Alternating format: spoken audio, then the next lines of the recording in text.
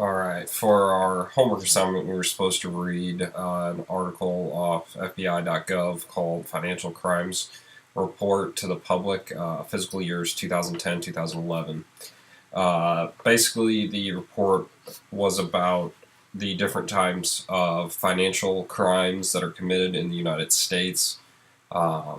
There's numerous types of financial crimes committed every year by numerous individuals.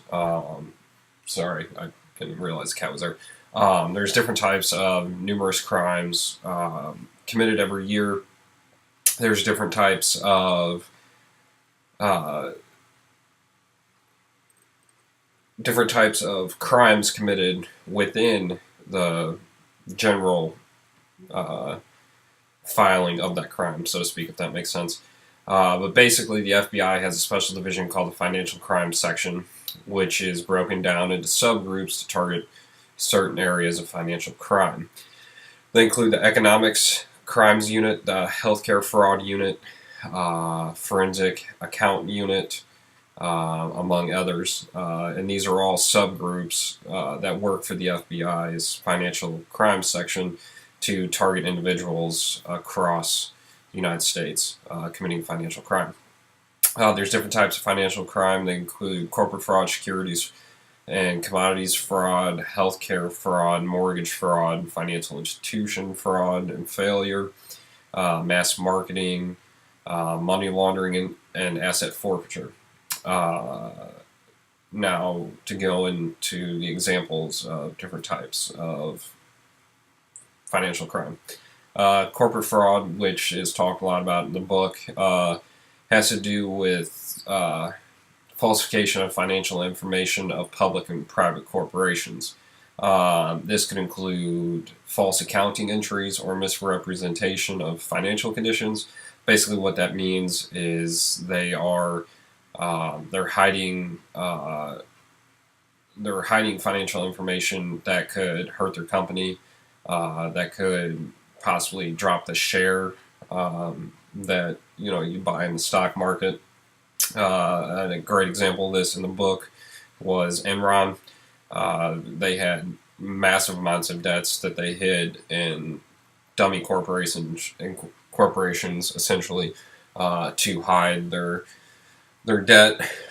Insider trading is also another one, which is pretty self-explanatory that we talked about with Martha Stewart and such. There's also illicit transactions, which are designed of a regulatory oversight. They could be trying to hide money, losses, whatever. Um, let's see, kickbacks.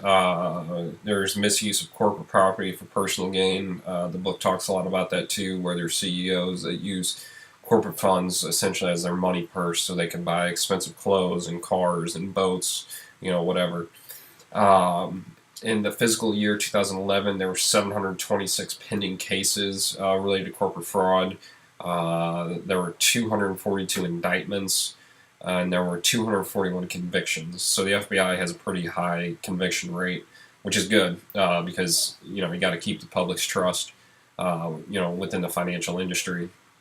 The FBI collected 2.4 billion in restitution orders and 16.1 million in fines from corporate criminals, which seems a little low considering the stock market crash or the recession, the 2007-2008 time frame. I figured the fines would be a little bit more hefty. Corporate fraud exceeded over 1 billion in losses for public investors. So the FBI is not quite they're not getting their money back really when it comes to convicting these people for committing these crimes. Excuse me. You have securities and corporate fraud, which is another type of financial crime. These involve Ponzi schemes, affinity fraud, and pyramid schemes, which we've talked about or talked about in the book.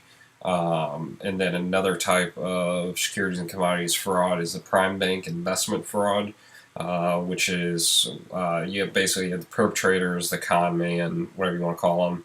They have access, they tell clients or potential investors they have access to a secret trading program that offers high yield returns and low risk. It's supposedly a worldwide trading program that's only available to large institutions.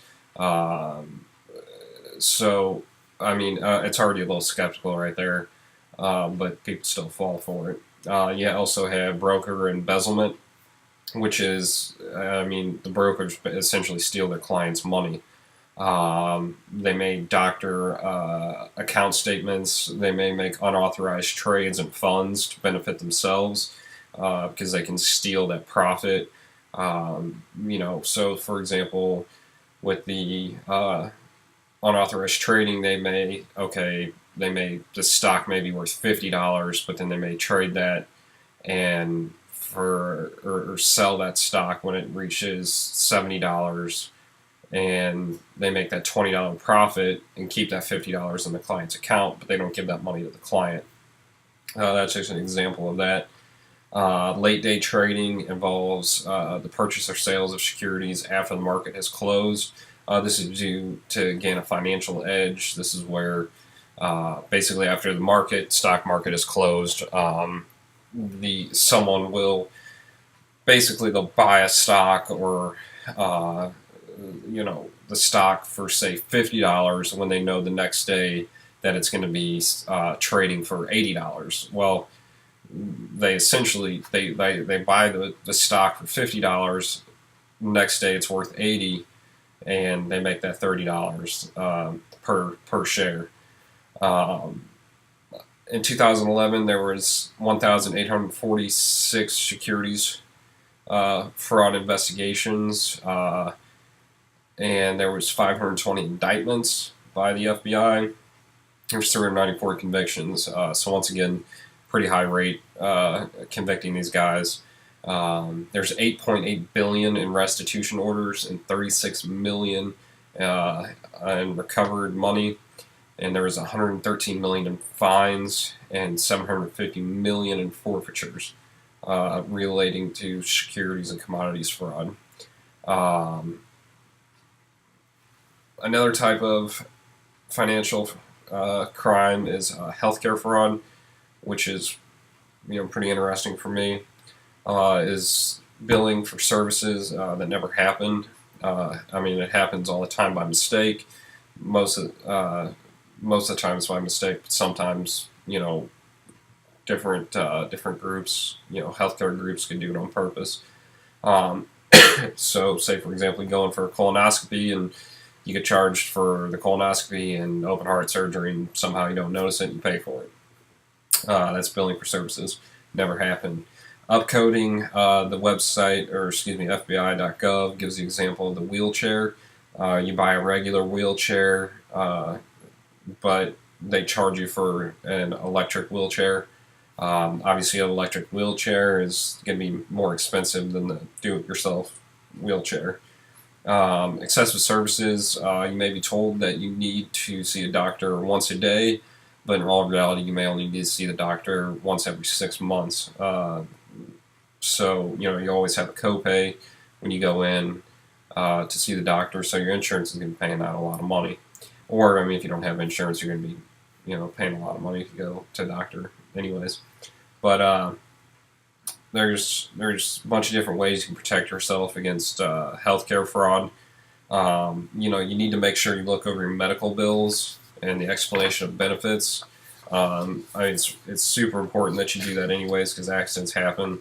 If you look over those, it gives you a detailed list of what happened if the excuse me, if the hospital doesn't give you one. You can always ask for one, and then your insurance company should send you one anyways. At least that's how my insurance company works.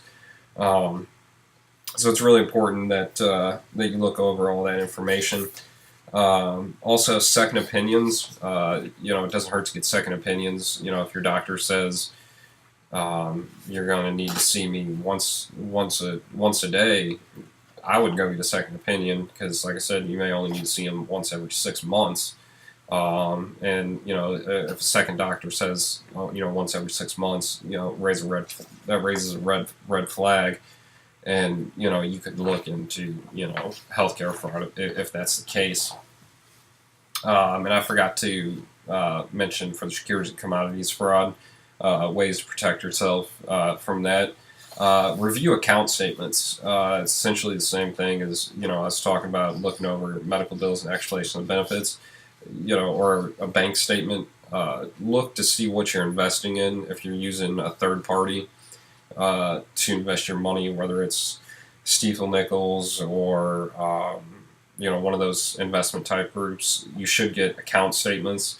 Look over those, know how much money you're investing, know where your money's going. You can also research those companies. Most companies give out financial reports every quarter, stating their profit, whether they lost, whatever. That's a good way to see where the company's going, and whether you want to invest in them or not. Another thing you can do is know your stockbroker or financial advisor or whomever. There's a wonderful thing called Google. You can type a person's name in. There's different websites that'll give you information on these people. I found my financial advisor. He's on there, and I couldn't find anything on him. Anything bad. So I mean, Google's a wonderful tool you can use. It just you need to. You may be trusting someone else with your money, but you want to do your own investigating, and you want to keep up, because it is your money. So that involves securities and commodities fraud. And another type of financial fraud is insurance fraud. It has over $1 trillion in premiums each year, according to FBI.gov. Coalition Against Insurance Fraud estimates that fraud costs the industry roughly $80 billion each year, which is passed on higher premiums to you and I. One example of insurance fraud is premium diversion, which is talked about in the book, so I won't touch on that. Another type of insurance fraud is insurance-related corporate fraud, which is where the insurance companies, they may be hurt for money, so they may ransack the premium accounts to pay for corporate expenses. And I don't know if I'm pronouncing this right, but it's medical settlement fraud, which is where you may get a life insurance policy for someone who's been diagnosed with a terminally ill disease, and you're going to get the money once they pass away, which is illegal. I mean, insurance companies aren't going to give you a life insurance policy if you're dying. You're supposed to get it before that happens. Another type of insurance fraud is workers' compensation fraud. Anybody that works should know what that is. Disaster fraud, which was anytime there's a natural disaster, whether it's FBI.gov mentions Hurricane Katrina, people try to claim things that were damaged when they never were. In 2011, there were 140 pending cases for insurance fraud. There were 19 indictments, 13 arrests, and 21 convictions. There was $87.6 million in restitution. So, I mean, that's one area of financial industry where they're not getting their money back. If the Coalition Against Insurance Fraud is true, and it costs us roughly $80 billion a year, I mean, they're not even coming close to getting what they should back. The FBI, should be getting back. So insurance fraud is definitely one of those things that's on the rise and people take advantage of. So those are a few types of financial crimes that are committed, among others. Like I said, there's mortgage fraud, mass marketing fraud, money laundering, asset forfeiture.